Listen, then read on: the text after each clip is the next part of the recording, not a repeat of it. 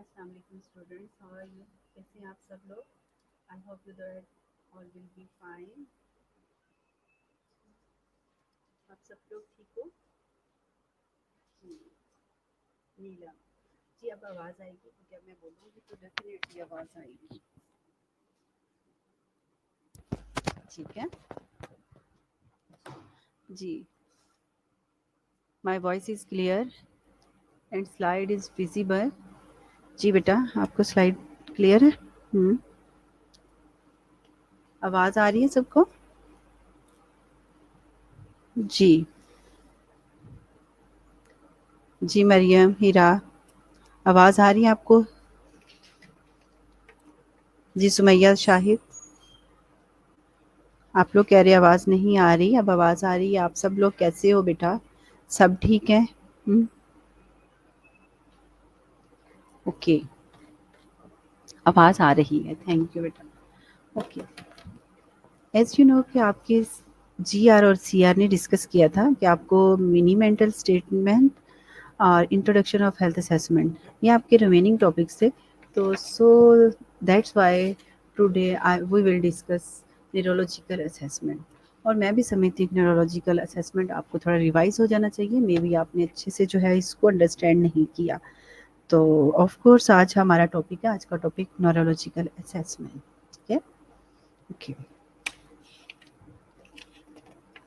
What do you understand about neurological assessment?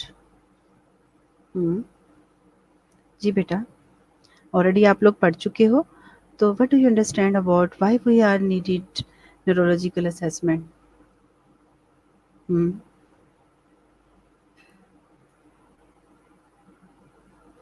हम neurology assessment क्यों करते हैं? जी खतीजा, जी बेटा। Why important? Okay, so today our learning objective is by the end of this lecture, students will be able to how to test the cranial nerves and common reasons for abnormalities, to take a history of a patient according to the problems, common or concerning symptoms of the nervous system, and how to test the sensory and motor functions, how to grade a patient's strength, and how to grade our reflexes and how some abnormality reflexes look, and able to learn which nerve roots you are testing when you check reflexes, and also how to test our coordination and balance and identify between normal and abnormal tests, okay, and what they mean. Okay, good. Ji beta, these are the learning objectives we will discuss one by one. Ji beta, 1 minute.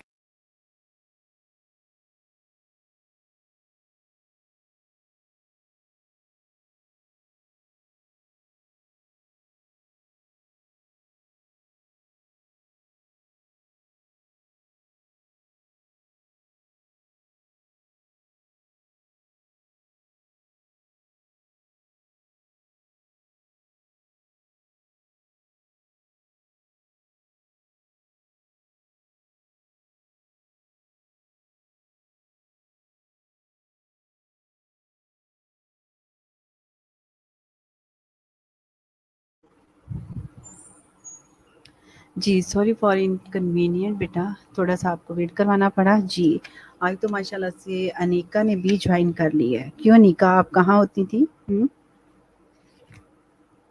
जी बेटा, कोशिश किया करो कि आप लोग lectures जो हैं वो प्रॉपर्ली अटेंड करें। ठीक है? जी, these are the learning objectives we will discuss one by one. Okay. As you know, basic terminology is a very important when we are going to reading any system. ठीक है, either they are neurological assessment, either respiratory system, either abnormality of the detecting the abdominal assessment. So need to basic terminology. how know हमारे लिए बहुत ज़रूरी है कि basic terminology की how know जो है हमें बहुत कंपल्सरी होती हैं, कि ताकि हम टर्मिनोलॉजी कुछ यूज़ कर रहे हैं और वहाँ जो है वो हम अंडरस्टैंड ना कर पाएँ।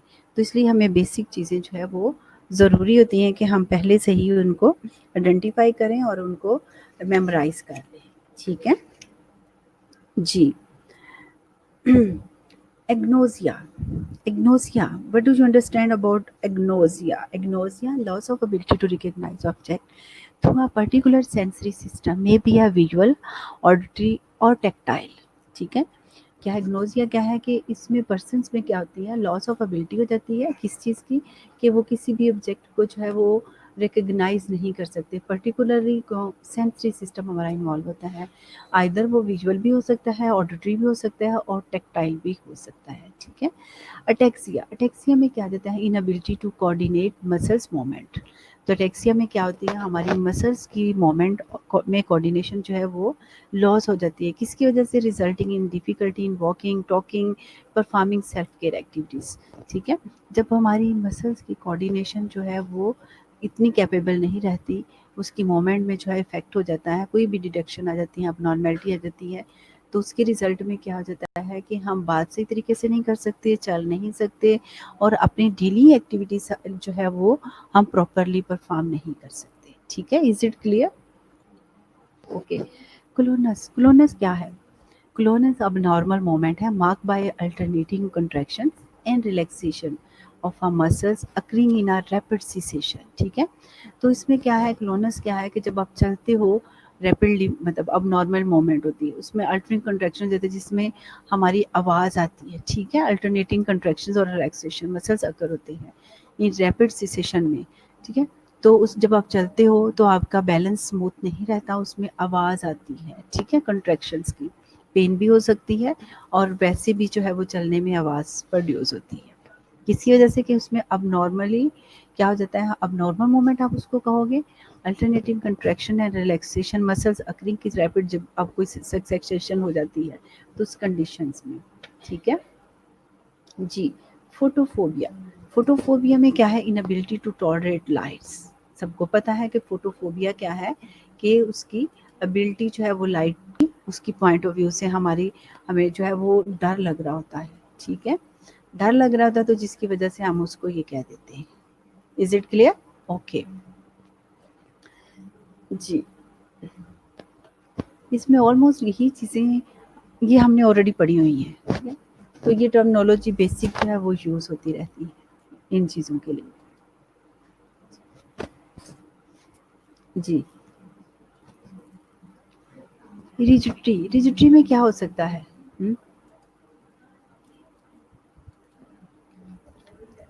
रिजिडिटी क्या होती है?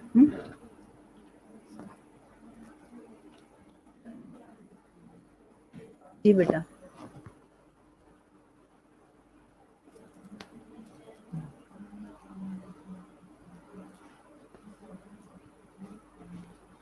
रिजिडिटी में क्या होगा? हम्म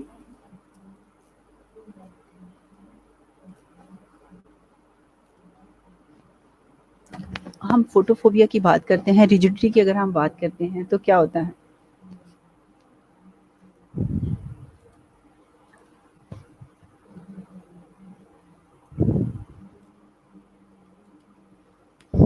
जी, यहाँ तक क्लियर है सबको?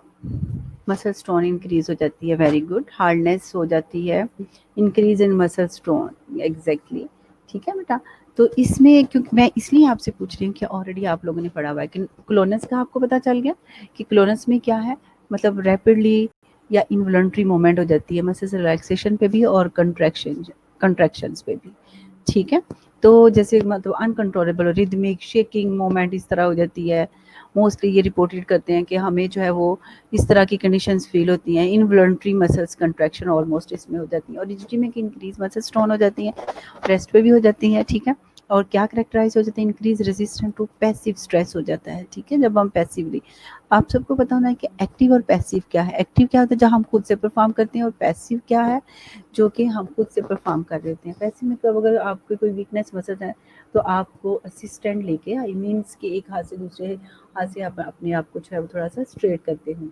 स्पास्टिसिटी, ठीक है, स्पास्टिसिटी में क्या आ जाती है, sustain increase in tension of a muscles when it is a passively length और stretch। ठीक है, स्पैज्म से निकला है स्पेस्टिसिटी। ठीक है, तो इसमें सस्टेन कंटिन्यूसली वो है, टेंशन इंक्रीज हो जाती है मसल्स में, और when it is a passively, जब इसकी जो होती है तो पैसिवली लेंथ इंक्रीज हो सकती है या स्ट्रेच भी हो सकता है। ठीक है, तो ये क्या है, स्पास्टिसिटी स्पैज़म की बात हो रही है।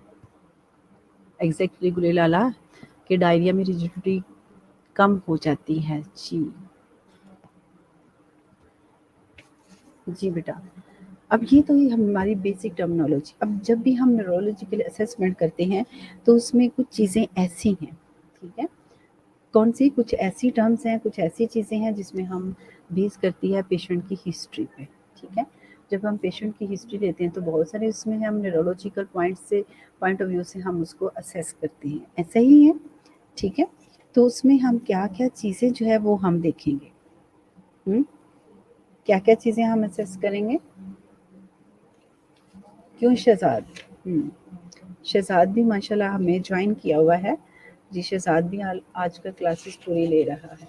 जी तो उसमें हम प्रेजेंटिंग कंप्लेन पेशेंट से, क्योंकि हम बेसिक चीज़ें दो चार पूछते हैं कि पेशेंट की प्रेजेंटिंग कंप्लेन क्या है, ठीक है। करंट जो जिस चीफ कंप्लेन भी हम कहते हैं कि कौन सी कंप्लेन के साथ पेशेंट आया, फिर हम पास्ट हिस्ट्री लेते हैं उसकी, मेडिकल हिस्ट्री लेते हैं, प्रीवियस हॉस्पिटलाइजेशन हिस्ट्री उसकी हम देखते हैं।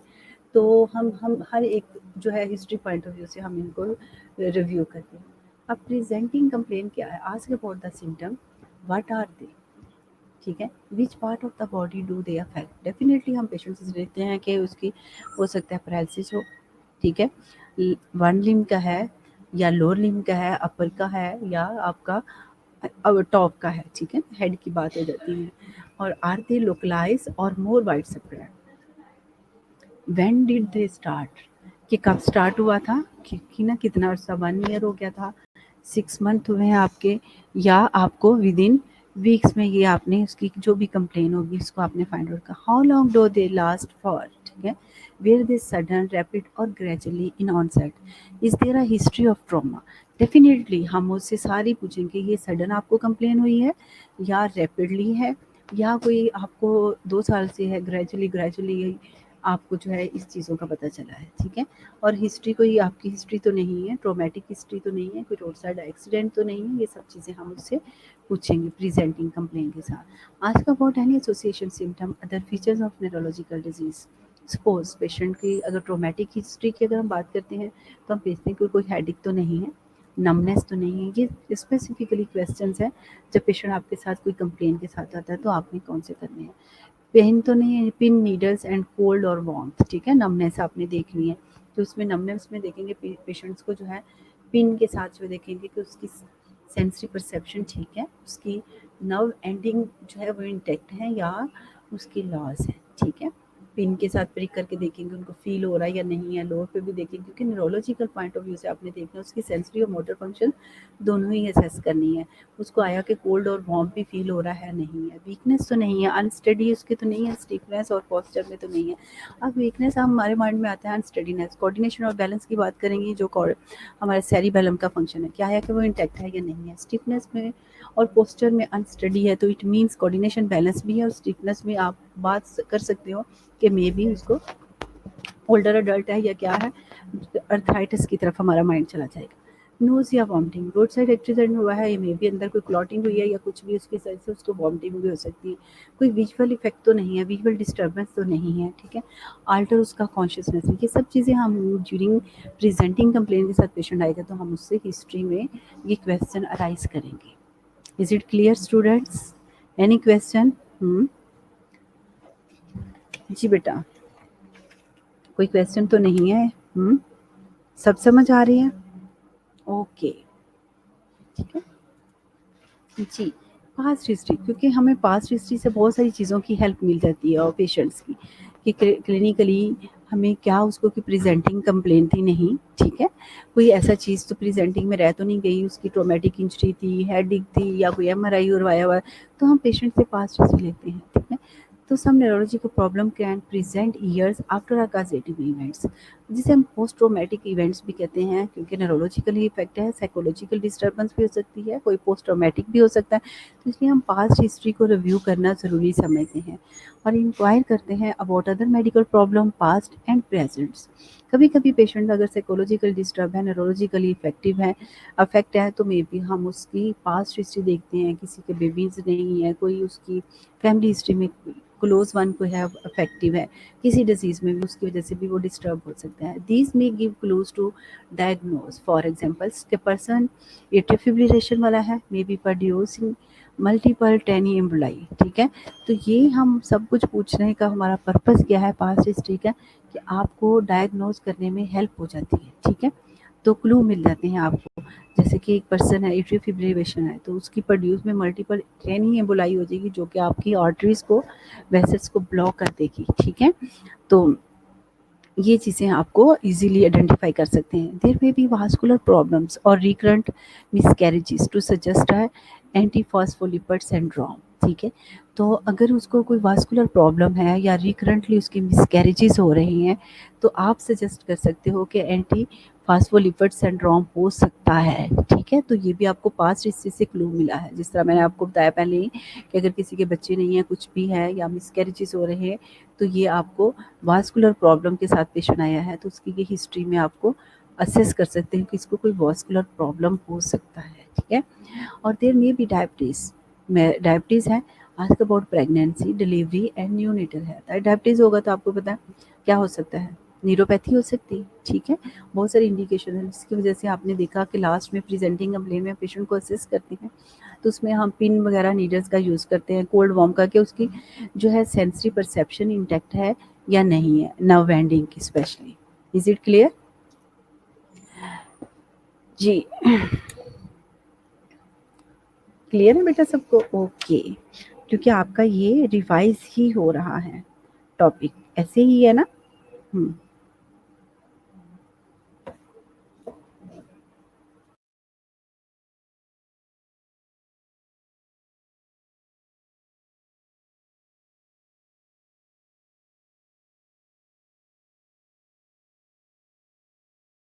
अच्छा स्टूडेंट्स, आपने सिर्फ 2 मिनट मेरा वेट करना है, मुझे एक काम करना है।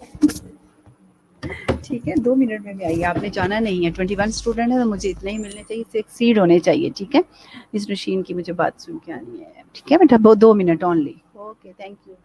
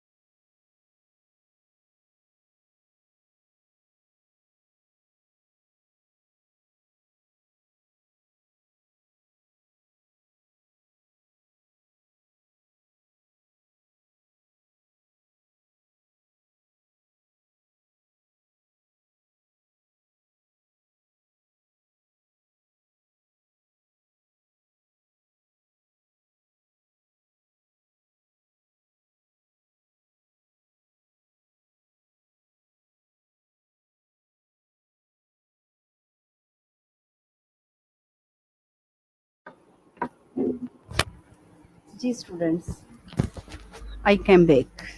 ओके, जी मरियम इकबाल, आपका नेटवर्क इशू है। इट्स ओके, सॉरी मैम, मेरा नेटवर्क इशू है जिस वजह से। ठीक है बेटा, आप ऑनलाइन हो गए, मुझे नज़र आप आ गए हो। ठीक है, गुड, कंटिन्यू। जी स्टूडेंट, यहाँ तक सबको आ गया था। एक्चुअली थोड़ा सा एक काम था, 2 मिनट से ज़्यादा तो नहीं लगाया मैंने। ठीक हो गया। जी गजाला, जी गजाला भी आ गई हो। गजाला, आप भी बहुत कम लेक्चर लेते हो बेटा।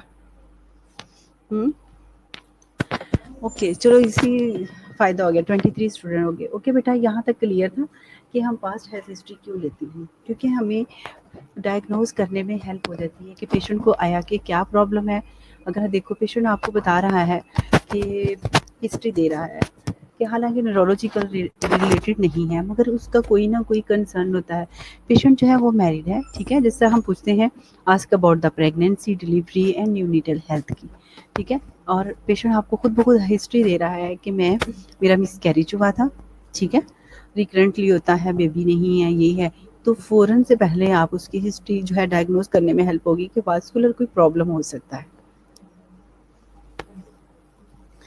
मैम से कम लगा है टाइम, आप पूरा कर सकती हैं। ठीक है, थैंक यू गुलेलाला। ओके बेटा, ठीक है। तो इसलिए हमें हेल्पफुल जो है वो डायग्नोज करने में हमें पास्ट हिस्ट्री जो है वो हेल्प देती है, इसलिए हमें पास्ट हिस्ट्री को हम कभी भी फॉरगेट नहीं कर सकते, और ये भी एक हमारा कंपोनेंट है during health history. Actually I am talking about history, ठीक है।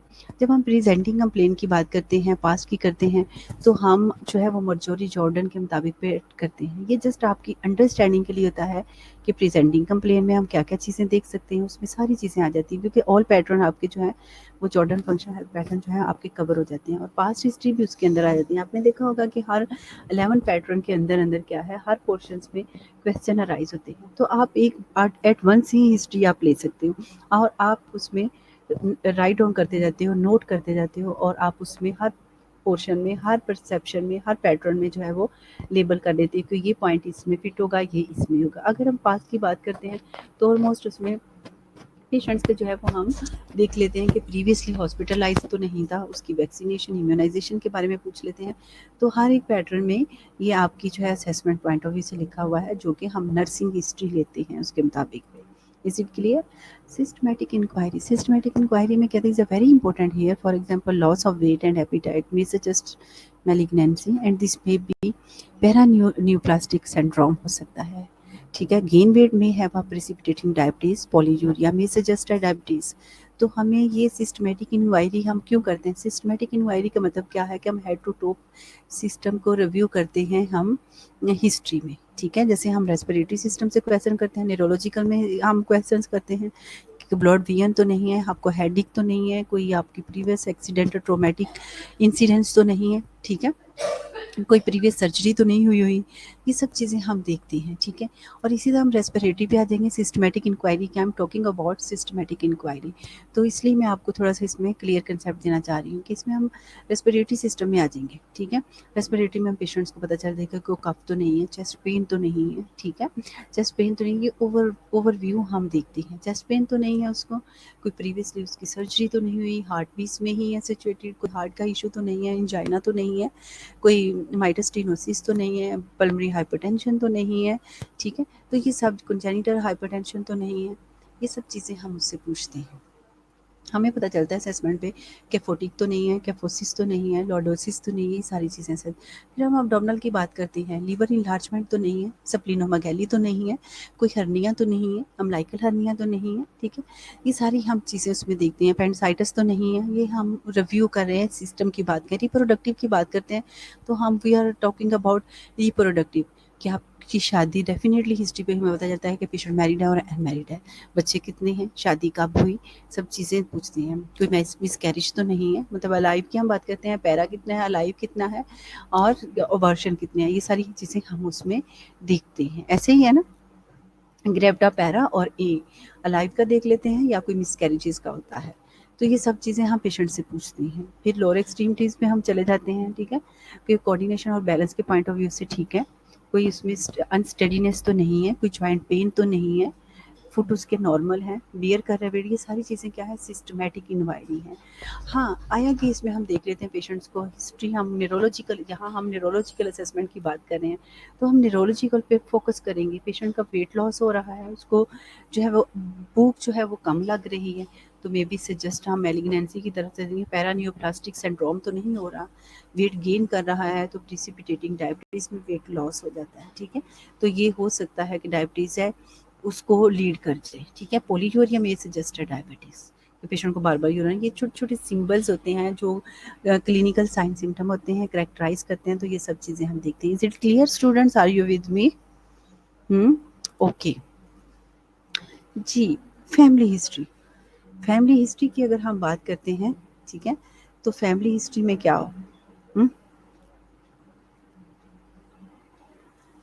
जी, family history history is also important, क्योंकि फैमिली हिस्ट्री में हम सारी चीज़ें देखते हैं। ये तो नहीं कि लॉन है, कोई कुछ हेरिडिटी ले लेते हैं, कुछ जेनेटिक बेसिस पे होते हैं, प्रीडिस्पोज़िशन हो जाती हैं, तो ये सब चीज़ें हमें कलेक्ट करना ज़रूरी है, ठीक है। Consider if there may be a genetic basis और dispositions. For example Huntington chorea is unusual, ठीक है, in that it is a family familial disease that does not present until well into a adult life. A family history, for example, type 2 diabetes, cerebral aneurysm, neuropathy, epilepsy, migraine, vascular diseases may be important. ठीक है जी।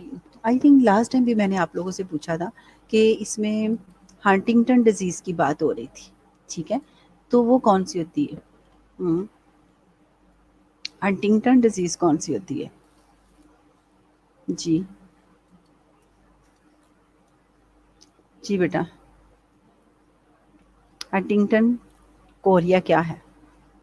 क्योंकि ये आप लोगों ने पढ़ा हुआ है, वो हो सकता है कि इसलिए मैं कहती हूँ बेटा आप लोग जो है ना अपनी नोटबुक रखा करें, नोटबुक के ऊपर कुछ ऐसे वर्ड्स हैं लिखा करें ताकि आपको जो है ना इन चीज़ों का पता चल जाए, ठीक है? क्या होती हैं?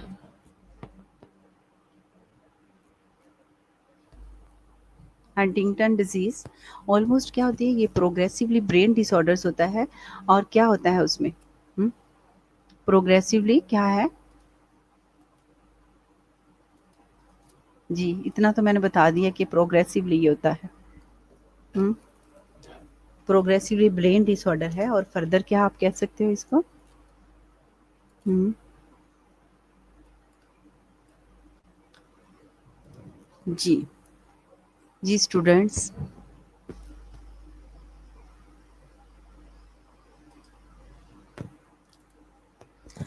जी बेटा हंटिंगटन डिजीज़ में ऑलमोस्ट क्या है, प्रोग्रेसिवली ब्रेन डिसऑर्डर होता है दैट कॉज अनकंट्रोल, इसमें मूवमेंट्स हो जाती हैं, ठीक है, इमोशनल प्रॉब्लम्स हो जाते हैं इसमें, और क्या हो जाता है, और लॉस ऑफ थिंकिंग एबिलिटी हो जाती है, मतलब कॉग्निशन पैटर्न भी आपका जो है वो इन्वॉल्व हो जाता है। इसके लिए the most common form disorder जो यूजुअली अपीयर होता है इन पर्सन 30s में, ठीक है, 30 और 40s में ये प्रॉब्लम आ जाते हैं ऑलमोस्ट। उनका unusual is that is a family disease, कि ये फैमिली से ही चलती हैं, does not present until we will into adult life, ठीक है। क्या है ये? प्रोग्रेसिवली ब्रेन डिसऑर्डर्स ही है, और कॉज किसकी? अनकंट्रोल, इसमें मूवमेंट हो जाती हैं, इमोशनल प्रॉब्लम हो जाती हैं, और इसमें पेशेंट्स की लॉस ऑफ एबिलिटी हो जाती है थिंकिंग की। तो ये फैमिली हिस्ट्री से ही बिलोंग करते हैं, एक से दूसरे में ये ट्रैवल होते रहते हैं। ओके जी। जी Adila, Huntington, Huntington chorea, Huntington chorea, इसमें नर्व सेल्स ब्रेक डाउन होते हैं, ओके बेटा, इसमें नर्व सेल भी ब्रेक डाउन होते हैं, अनकंट्रोल मोमेंट्स होते हैं, एग्जैक्टली ब्रेन डिसऑर्डर है, अनकंट्रोल मोमेंट है, और नर्व सेल्स इसमें डेफिनेटली इसमें इमोशनली डिस्टर्ब हो, क्योंकि हम न्यूरोलॉजिकल असेसमेंट बात कर रहे हैं, इसमें अनकंट्रोल भी होगा और इमोशनल भी डिस्टर्ब होगा, एग्जैक्टली ये फीटल जेनेटिक डिसऑर्डर्स हैं। और क्या होगा, इसमें नर्व सेल्स की और ब्रेन के जो है वो डिटोरिएट हो जाते हैं, पर्सन फिजिकली मेंटली जो है एबिलिटी उसकी डिमिनिश हो जाती है, ठीक है। ओके जी। क्या क्या चीज़ें हमें रिक्वायर होती हैं हम जब न्यूरोलॉजिकल असेसमेंट की बात करते हैं तो? ओके जी स्टूडेंट्स, कौन कौन सी चीज़ें हमें रिक्वायर है? डेफ़िनेटली जब हम पेशेंट को असेस करने के लिए जाते हैं तो हमारे पास एक ट्रॉली या बिग ट्रे होनी चाहिए, ठीक है? जिसके ऊपर हम अपनी पूरी चीज़ें जो हैं वो ऑर्गेनाइज़ करते हैं। डेफ़िनेटली डिसिप्लिन के साथ जाते हैं, हम उसके ऊपर शीट डालते हैं पेशेंट्स को कवर करने के लिए, वो भी हमें रिक्वायर है।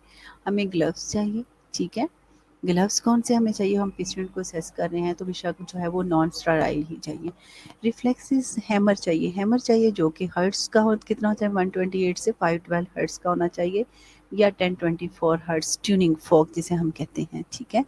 एक ट्यूनिंग फोक होना चाहिए और हैमर होना चाहिए। हैमर क्या है? रिफ्लेक्सिस असेस करने के लिए, ट्यूनिंग फोक जो है वो हमें कोऑर्डिनेशन बैलेंस के लिए चाहिए होता है, स्नेलन आई चार्ट के लिए चाहिए होता है, और पॉकेट विजन कार्ड चाहिए, पेन लाइट चाहिए हमें, और ऑटोस्कोप, कॉटन स्वैब चाहिए, हम सेंसरी देखते हैं जिसमें पेशेंट से डिस्क्रिमिनेट करवाते हैं और सेंस परसेप्शन फेस पे देखते हैं उसकी कि सॉफ्ट टच है, लाइट टच है या शार्प है, और एक बॉल चाहिए। ठीक है, these are the equipments when we are going to perform a neurological assessment. तो इन सब चीज़ों की हमें ज़रूरत होती है। इसमें और भी बहुत सारी चीज़ें आ जाएंगी, आप वो भी देख सकते हैं। ठीक है, जिस तरह बीपी प्रेटिस की बात कर सकते हैं, स्टेथोस्कोप है, किडनी ट्री है, टेस्ट ट्यूब है, one for a cold water, क्योंकि हमने स्टार्टिंग में देखा उसमें हम पेशेंट को आस्किंग क्वेश्चन जब राइज करते हैं, उसमें हम पेशेंट्स की क्या देखते हैं, पिन होती हैं, नीडल्स होती हैं, और वार्म और कोल्ड की देखते हैं सेंसेशन के लिए। टॉर्च होती है और कॉमन पिन और नीडल्स भी हैं। ठीक है, कॉमन पिन जो होती हैं, या आप सेफ्टी पिन कुछ भी आप रख सकते हैं शार्प के लिए। ठीक है, is it clear? Okay, this is a tools भी हम करेंगे, इनको हम इक्विपमेंट्स भी कहते हैं और टूल्स भी कहते हैं। ठीक है, एग्जैक्टली एग्जामिनेशन ग्लव्स आप कह सकते हो। थैंक यू सुमैया जी। बेटा, टूल्स ऑफ द ट्रेड भी कहते हैं इनको, और इक्विपमेंट्स कहते हैं एग्जामिनेशन के लिए, जिसमें हमने आई की पॉइंट, क्योंकि हमें क्रीनियल नर्व्स पढ़नी है, तो क्रीनियल नर्व्स में हमें सब आई को भी असेस करना है, क्रीनियल नर्व। ठीक है, ऑक्लोमोटर को, ऑप्थल्मिक के लिए हमें आर्टोस्कोप चाहिए। ठीक है, फंडोस्कोपी के लिए। और उसमें हम क्या करते हैं कि इसमें स्नेलन चार्ट है आई कवर के लिए, सेफ्टी पिन है, आपको मैंने कहा था ना, आप कॉमन पिन की जगह पे सेफ्टी पिन भी रख सकते हैं, शार्प एंड चाहिए होता है, और ट्यूनिंग फॉग है, और आपने देखा टंग डिप्रेसर है जो कि हम ब्लंट के लिए भी यूज़ करते हैं। ठीक है, शार्प और ब्लंट के लिए। और आगे क्या है, ये रिफ्लेक्सिस असेस करने के लिए, डीप टेंडन रिफ्लेक्सिस के लिए, बाइसेप ट्राइसेप्स के लिए ये क्या है, हम हैमर यूज़ करते हैं। ये कॉटन बर्ड्स हैं, कॉटन स्टिक्स भी इनको कहते हैं, ये कि हम जब कॉर्नियर रिफ्लेक्सिस देखते हैं उसके लिए भी यूज़ करते हैं। ठीक है, और वैसे भी कॉटन वूल ले सकते हैं। ये क्या है आपका डायग्नोस्टिक, या हम इसको ऑटोस्कोप कह सकते हैं, आप थर्मोस्कोप भी कहते हैं। ठीक है, एग्जैक्टली बेटा, नीलम हैंड सैनिटाइजर भी होना चाहिए, एग्जैक्टली हैंड डिसइंफेक्टेंट के लिए। थैंक यू जी। Is it clear? अब दो स्टूडेंट्स नए कौन से आगे हैं जी। Indications, what do you understand about indication and contraindications? Students, are you with me? What is the difference between indication and contraindication? Indication और कंट्राइंडिकेशन क्या होता है? हम्म,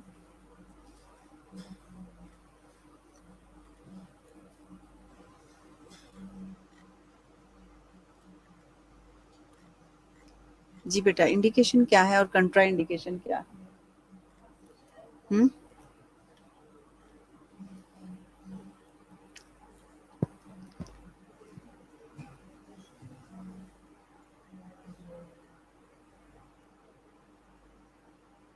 जी बेटा,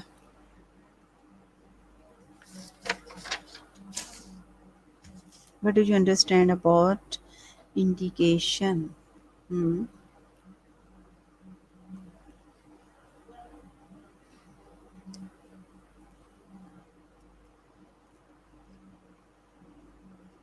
जी बेटा,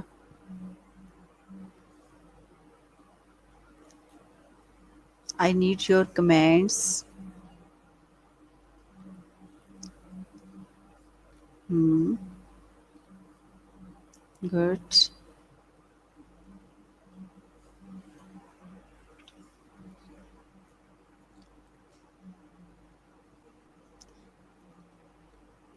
जी बेटा, आपने इंडिकेशन का बताया है खतीजा।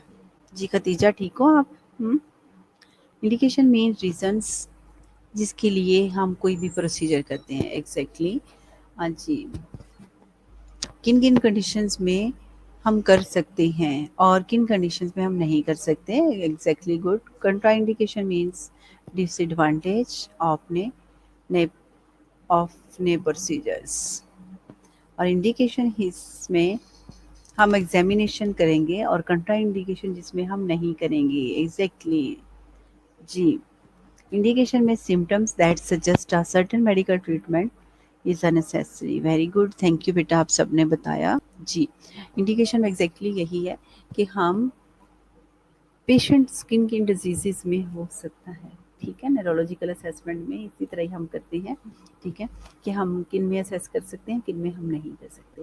अब यहाँ हम इंडिकेशन कौन सी neurological assessment point of view से patient suffering under a disease such as किन में हम न्यूरोलॉजिकल असेसमेंट सस्पेक्ट कर सकते हैं कि ये भी हो सकता है, ये भी हो सकता है। मेनिंजाइटिस हो सकता है पेशेंट्स को, हेड इंजरी है, ब्रेन ट्यूमर है, अनकॉन्शियस पेशेंट्स और हाई ग्रेड फीवर्स, टेटनाइटिस, टेटनस की बात कर रहे हैं हम, कॉमा, ठीक है। ये इंडिकेशन है कि पेशेंट सफरिंग अंडर डिजीजेस, कौन कौन सी डिजीजेस में अंडर हो सकता है, तो उसको हमें ये सारा टोटली असेस करना है, ठीक है। मेनिंजाइटिस भी हो सकता है, अज्यूम कर रहे हैं ना आप डायग्नोज करने के लिए। हेड इंजरी है, कोई ब्रेन ट्यूमर हो सकता है, वेट गेन और लॉस की अगर बात कर रहे हैं तो वेट लॉस में ट्यूमर भी हो सकता है, अनकॉन्शियस पेशेंट है, कोमा में पेशेंट्स हैं, ठीक है। न्यूरोलॉजिकल डिस्टर्बेंस है, कोई उसका वेंट्रिकल में कोई लीजन हो सकता है, हाई ग्रेड फीवर है, इसमें भी हम सस्पेक्ट करते हैं कि पेशेंट को मेनिंजाइटिस हो सकता है या कोई ऐसी इन्फ्लामेशन मेनिंजिस की हो गई है, ठीक है। सेप्टिसीमिया हो सकता है, टेटनस है, रोड साइड एक्सीडेंट हुआ, टेटनस हो गया, पेशेंट में कोमाटोज में चला गया, ठीक है। तो इन कंडीशंस में हम पेशेंट्स को जो है वो सफ़र कर सकता है और असेस कर सकते हैं। Physical assessment, complete physical neurological assessment consist of 5 steps, ठीक है। अब हम असेस करते हैं कंप्लीट न्यूरोलॉजिकल की अगर बात करते हैं तो 5 स्टेप्स पे ये कंसिस्ट होता है हमारा एग्जामिनेशन ऑफ द न्यूरोलॉजिकल। सबसे पहले क्या है, mental status examination. Mental status examination में हम क्या देखते हैं, ठीक है, we will discuss separately. Cranial nerve assessment, reflex testing, motor system assessment, sensory system assessment, coordination and gait. जी बेटा, ये आपने मुझे कंटेंट शेयर किए थे, मैंने इसलिए इसको स्टार्ट किया है कि हमने इसमें पढ़ा था, उसमें लिखा हुआ था मेंटल स्टेटस एग्जामिनेशन आपकी कोर्स आउटलाइन। कोर्स आउटलाइन इतनी डिफाइन कोर्स आउटलाइन नहीं है, इसलिए काफ़ी एक एक चीज़ को रिपीटेडली किया हुआ है, तो मैंने उससे एक्स्ट्रा ही आप लोगों को कैरिकुलम में दिया है। तो ये यहाँ मैं स्पेशली हबीबुल्ला, आपने मुझे बेटा फीडबैक दिया था कि मैडम ये तो टॉपिक्स रह गए हैं, ठीक है। इंट्रोडक्शन भी हमारा हो गया। अब मेंटल स्टेटस एग्जामिनेशन का आपने मार्क किया था, तो इसमें ये देखिए नंबर 1 पे क्या है, 5 स्टेप हमारे न्यूरोलॉजिकल हमने ऑलरेडी पढ़ा भी था, सेपरेट हम टॉपिक नहीं पढ़ा था क्योंकि इसी के अंदर ही उसी का पार्ट है न्यूरोलॉजिकल का, तो इसलिए कि उनकी डिफाइन हमारी आउटलाइन नहीं है, तो इसलिए अब हम मेंटल स्टेटस यहाँ है, तो इसलिए मैंने इस टॉपिक को चूज़ किया है, ठीक है। Is it clear? ठीक है बेटा, बाकियों को भी क्लियर हो जाएगा।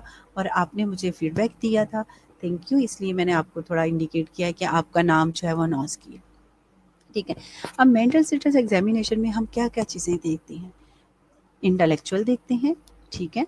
इंटेलेक्चुअल में हम क्या क्या चीज़ें देखेंगे, मेमोरी उसकी देखेंगे, ओरिएंटेशन देखेंगे, रिकग्निशन देखेंगे, कैलकुलेशन करेंगे, ठीक है। अब इसमें मेमोरी में क्या होगा, हम उसकी प्रेजेंट मेमोरी भी देखेंगे और रिमोट मेमोरी भी देखेंगे। रिमोट मीन पास्ट मेमोरी की बात करते हैं। हम पेशेंट से ओरिएंटेट करवाएंगे, पेशेंट ओरिएंटेशन किस तरह हम इंटेलेक्चुअल उसका देखेंगे, टाइम, प्लेस और पर्सन से बाद में, ठीक है। क्या टाइम हुआ है, आप कहाँ से आए हो, कि आपका नाम क्या है, this is a orientation. Recognition में आप किसके साथ आए हो, ठीक है, बातों बातों में आपके साथ कौन आया है, तो बेसिक में ही आप लोग देख लेते हो, ठीक है, कि आप वो अपनी, या हो सकता है फीमेल है, अपने हस्बैंड के साथ आई है या अपने भाई के साथ आई है नहीं हो, तो आप उसमें रिकॉग्निशन पे उसको इन चीज़ों की शिनाख्त है। जी हीरा, कौन सी डिसीजन मेकिंग पावर भी देखिएगा, what about decision making power, ये टॉपिक है बेटा कोई, मैंने तो नहीं पढ़ा डिसीजन मेकिंग वाला, कंटेंट में तो कुछ नहीं है, ठीक है। Okay, we will discuss separately इंशाल्लाह, ठीक है। कैलकुलेशन की अगर हम बात करते हैं मेंटल स्टेटस एग्जामिनेशन में, कैलकुलेशन में हम क्या करते हैं, हम सब्ट्रैक्ट करते हैं और ऐड करके हम उसमें असेस करते हैं, ठीक है। न्यू लर्निंग कि मतलब उसे कोई हमने चीज़ बताई है तो उसके रिच माइंड के बारे में क्या करते हैं कि हम उससे पूछते हैं, तो ये उसकी न्यू लर्निंग एबिलिटीज़ है कि नहीं। आप कहते हो कि ये मेडिसिन, या आपने इस रिजल्ट पे आना है, ये इन्वेस्टिगेशन करवानी है, तो ये न्यू लर्निंग है, पेशेंट्स को हम एग्जांपल देते हैं जजमेंट में, पेशेंट की जजमेंट कैसी है, उसकी परसेप्शन कहती है, ठीक है। तो ये सब चीज़ें पेशेंट की हमें ग्रूमिंग पे ही पता चल जाता है। मेंटल स्टेटस एग्जामिनेशन की जब हम बात करते हैं तो पेशेंट जब आपके पास आता है, उसका गेट, उसका बात करने का स्टाइल, एटीट्यूड, ठीक है, आई कॉन्टैक्ट, ये सब चीज़ें हम उससे देखते हैं, ठीक है। जी बेटा, ठीक है, गुड हो गया। डिसीजन भी हम देखते हैं डेफिनेटली, जो घर का अगर फैमिली मेम्बर होगा, एक्चुअली मुझे समझ में आई कि आपने सिर्फ यही लिखा था, डिसीजन पावर भी देखते हैं, ओके। थैंक यू बेटा, आपने बताया कि इसमें हम वो भी देखते हैं, प्रॉब्लम सॉल्विंग स्किल, ये सारी चीज़ें हम देखते हैं, क्योंकि देखो हम क्वेश्चन करते हैं जिस तरह का पेशेंट आपकी फैमिली में उसका रोल है, ठीक है। आपने वो घर में, अगर वो बड़ा है तो डेफ़िनेटली वो आपको बताएगा, मैं पहले ठीक थी, मैं अपने घर के खुद फ़ैसले करती थी, मैं बड़ी हूँ घर की, या बड़ी बेटी हूँ या बहू हूँ, तो मेरे से पूछ के लोग चलते थे। आपको पूछने की, बताने की ज़रूरत ही नहीं होती। वो खुद जब आप ओपनली क्वेश्चन करते हो, दे आर स्पीक ओपनली, ठीक है? थैंक यू बेटा। ओके। जी, मेंटल स्टेटस एग्जामिनेशन में हम उसमें अलर्टनेस भी देखते हैं। अलर्टनेस में हम और मोस्ट ये सारी चीज़ें जो मैंने प्रीवियसली डिस्कस की हैं, तो उसमें सारी चीज़ें आ जाती हैं। Range from alert to comatose, आपको डेफिनेटली पता है अलर्ट क्या होता है। वो वेल कॉन्शियस ओरिएंटेड होता है, mean that the patient at least अपनी पूरी एक्टिविटीज़ जो है वो परफॉर्म कर रहा होता है, जिस तरह आई ओपन स्पॉटेनियसली कर रहा होता है, कन्वर्स अप्रोप्रिएटली, मतलब आपसे कन्वर्सेशन भी करता है अप्रोप्रिएटली, कोई इसमें जो है वो स्पीच अल्टर्ड नहीं है, follow verbal command request, is oriented to person self and others, place date tone building time month day and years. ठीक है, तो ये सारी चीज़ें ऑलरेडी मैंने आपको प्रीवियस स्लाइड पे ही डिस्कस कर दी है कि पर्सन की एबिलिटीज इंटेलेक्चुअल में हम क्या देखते हैं। ठीक है, ओके। क्योंकि ये कंटिन्यू है, उसमें ही मैंने आपको बता दिया कि कैलकुलेशन के पॉइंट ऑफ व्यू से हम क्या देखेंगे। इंटेलेक्चुअल फंक्शन है, उसमें एब्स्ट्रैक्ट रीजनिंग होती है, ठीक है। उसमें हम देख रहे हैं सपोज 100 का काउंट है, तो उसमें हम माइनस करें तो कितने हो गए, उसमें माइनस करें कितने, तो ये सब्ट्रैक्ट हम इसमें कैलकुलेशन पॉइंट ऑफ व्यू से देखते हैं। थॉट कंटेंट में हम देख लेते हैं कि स्पोटेनियसली न्यूट्रल है, सॉरी नेचुरल है, क्लियर, रेलिवेंट एंड कोहेरेंट है। इतनी वो बात कर रहा है, आपको समझ ही नहीं आ रही, ठीक है। जो बात पूछ रहे हैं उसी का आंसर कर रहा है, या एवं ही ऑरा में बात कर रहा है कि हवाओं में बातें कर रहा है, कि जो आपकी अंडरस्टैंडिंग नहीं हो। इमोशनल स्टेटस में देखते हैं उसके मूड पे डिपेंड करता है। ये नहीं क्योंकि आपने कोई ऐसा क्वेश्चन पूछ लिया तो वो बहुत लाउड हो गया, उसका अग्रेसिवनेस हो गया है, तो ये हम स्टेट ऑफ उसकी इमोशनल देखेंगे। Natural, even, irritable, angry, flat, anxious, apathetic और यूफोरिक, ठीक है। तो ये सब चीज़ें हम उसकी देखेंगे उसके मूड पे, इमोशनल स्टेटस में। Is it clear? जी, सुंदर शमोन क्या है, lecture attend with me, please consider, Arfa के साथ है बेटा।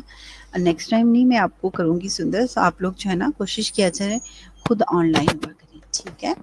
ओके, परसेप्शन की अगर हम बात करते हैं तो परसेप्शन में क्या होगा, ठीक है। हम्म, जी बेटा, परसेप्शन की अगर हम बात करते हैं तो उसमें क्या है, ग्नोसिया, ठीक है, inability to client recognise object. Almost मैंने वर्ड यूज किए थे, ग्नोसिया और क्या था, ग्राफ्स्थीसिया, ये सारी चीज़ें। Inability to client recognise object seen through special senses. Motor ability में क्या, throw a ball. Language ability में एफेजिया, ब्रोका फेजिया है, expressive aphasia, broken Wernicke's aphasia और रिसेप्टिव एफेजिया वर्डली हो जाएगा, ठीक है। अगर हम बात करते हैं इम्पैक्ट ऑन लाइफ में, तो पेशेंट्स रोल इन सोसाइटी में उसका क्या है, इंक्लूडिंग फैमिली एंड कम्युनिटी। ये इनके अपनी फैमिली के साथ उनके रिलेशनशिप क्या है कि वो रोल मॉडल है या नहीं है, ठीक है। अब ये लैंग्वेज, क्योंकि परसेप्शन की अगर हम बात करेंगे तो इसमें एग्नोसिया आ जाएगा। इग्नोसिया क्या है कि पेशेंट में, क्लाइंट में एबिलिटी जो है वो कम हो जाती है, कोई भी उसको अगर हम कहते हैं आई क्लोज के साथ, क्योंकि मोस्टली इसमें हम प्रोसीजर विद आई ओपन और क्लोज के साथ करते हैं, ठीक है। क्योंकि हम पेशेंट को पहले ब्रीफिंग देते हैं, उसके बाद हम पेशेंट को कहते हैं कि ये हम प्रोसीजर करने वाले हैं। तो उसने अपनी ऑब्जेक्ट को रिकग्नाइज करना होता है, क्या है कि हम पेशेंट के क्लोज योर आइज प्लीज, उसकी पाम के ऊपर हम कोई भी ऑब्जेक्ट रख देते हैं, जैसे कॉइन रख देते हैं, की रख देते हैं, तो उसको हम कहते हैं रिकग्नाइज करो। तो वो रिकग्नाइज करने की उसकी स्पेशल सेंसेस की एबिलिटी जो होती है वो लॉस हुई होती है, तो उसको हम कहते हैं ग्नोसिया। ये है, हम परसेप्शन चेक करते हैं। मोटर एबिलिटी में हम पेशेंट को कहते हैं, हम थ्रो बॉल करते हैं तो वो उसको कैच करता है कि उसमें एबिलिटी है या नहीं है, ठीक है। लैंग्वेज एबिलिटी, लैंग्वेज एबिलिटी में ऑलमोस्ट हम क्या करते हैं, एफेसिया, ठीक है, ब्रोकाफेसिया, एक्सप्रेसिव एफेसिया, जिसमें ऑलमोस्ट ब्रोका एरिया है हमारे ब्रेन के अंदर। आपको ऑलरेडी मैंने एनाटॉमी फिजियोलॉजी में ये चीज़ें रिव्यू करवाई थी, ठीक है। तो उसमें क्या होता है, मतलब आपके एक्सप्रेस नहीं प्रॉपरली, आप प्रॉपरली क्या करते हो, एक्सप्रेस नहीं कर रहे होते किसी चीज़ को। वर्निक सरफेस या अगर है, ब्रोका एरिया में स्पीच वाला भी आता है ना हमारा एरियाज, ठीक है। जिस तरह हमने लोब्स की प्राइटल लोब है, हमारा टेम्परल है, ठीक है, ऑक्सीपिटल है, फ्रंटल है। तो इसके अंदर क्या है, हमारे हर एरियाज में जो है वो एक परसेप्शंस हैं, जिसके अंदर हम जो जो भी इंडक्शंस हैं, ठीक है। तो इसमें क्या है, वर्निक्स एफेजिया अगर हो जाता है तो ये रिसेप्टिव एफेजिया है कि वर्ड प्रॉपरली आप बोल तो रहे हो, आप प्रॉपरली उसको सुन नहीं सकते, ठीक है। हाफ वर्ड आप जो है वो मतलब अदा कर रहे होते हो, हाफ वर्ड आपके मुंह से जो है वो आप सुन सकते हो, हाफ वर्ड जो है वो आप नहीं जो है वो उसको रिपीट कर सकते। इम्पैक्ट ऑन लाइफ, ठीक है। तो रोल क्या है सोसाइटी में, इंक्लूडिंग फैमिली और कम्युनिटी में, अपने रिलेशनशिप उनके क्या है, किसी के साथ हर टाइम लड़ता तो नहीं रहता, उसकी फैमिली में, वर्क प्लेस में, ठीक है। तो ये सारी चीज़ें हैं। ओके जी students, now at the time of attendance any questions, क्योंकि रेस्ट ऑफ क्वेश्चन हम कल पढ़ेंगे। कल आई थिंक प्रैक्टिकल है, मैं आपको पहले से इन्फॉर्म कर दूं। मिस्टर तंजीला आपका लेक्चर लेंगे मेरी जगह पे, ठीक है। और इंशाल्लाह थर्सडे को मैं खुद से जो है वो लेक्चर लूँगी। कोशिश करूँगी कल जो है ना सारा वाइवा कंप्लीट हो जाए। तो वाइवा के लिए मैं जा रही हूँ और वो मेरी जगह पे जो है वो लेक्चर कर लेंगे 3 to 4 और 4 to 5, ठीक है स्टूडेंट्स। जी बेटा, मैंने ऑलमोस्ट आप लोग की अटेंडेंस लगा दी है, ठीक है। ऑलमोस्ट स्टूडेंट्स की। अभी इस वक्त 26 स्टूडेंट्स आप लोग प्रेजेंट हो। नीलम, नीलम आपके स्टूडेंट्स जो है वो आई थिंक फर्स्ट क्लास में बहुत ही कम होते हैं। अभी मैं काउंटिंग कर लेती हूँ कि कितने हैं, ठीक है। 5 6 7 8 9 10 11 13।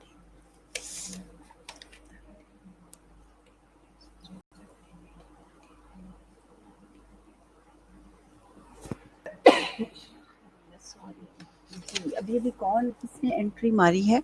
मेरे पास 25 स्टूडेंट्स आ रहे हैं और आप लोग 26 हैं। जी बेटा, सुमैया शाहिद कॉलेज दुआ करो कि जल्दी ओपन हो जाए। 15 सितंबर तक कहा है, होपफुली कि 15 सितंबर तक ही खोल जाए। मगर बहुत सारी बातें मुझे सुनने में आ रही हैं कि शायद अभी भी नहीं खुलेगा। मगर दुआ करो, हम तो खुद बहुत थक गए हैं ऑनलाइन क्लासेस में एडजस्ट करना सबके लिए, और आप लोग भी इंटरेक्शन कम है जिस वजह से मैं कह रही हूँ, ठीक है बेटा। तो दुआ करें इंशाल्लाह जो है वो हम लोग जो है वो आपका वेट कर रहे हैं कि स्टूडेंट हमारे बहुत जल्दी से आ जाएं। जी, क्योंकि एंड पे जो बिल्कुल एंड पे आए हैं, आई डोंट नो कि कौन एंड पे किसने ज्वाइन किया है। हुँ, अभी मुझे 27 स्टूडेंट नज़र आ रहे हैं, मगर मेरे पास 25 की अटेंडेंस है। जी,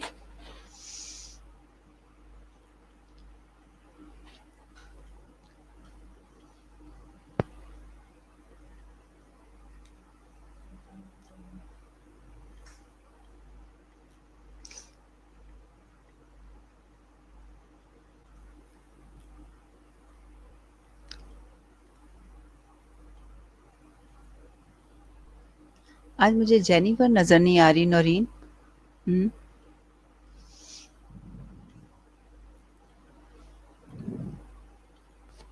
जी बेटा, आज मुझे जेनिफर, क्योंकि जेनिफर बाकायदगी से क्लास लेती है, मुझे वो नज़र नहीं आ रही।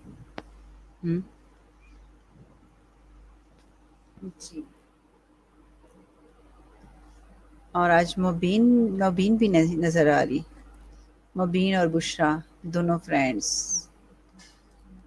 जी सुमैया 28 मैम। 28 है, बट मुझे यहाँ बेटा मेरे पास सबकी अटेंडेंस मैंने लगा दी है। और इसमें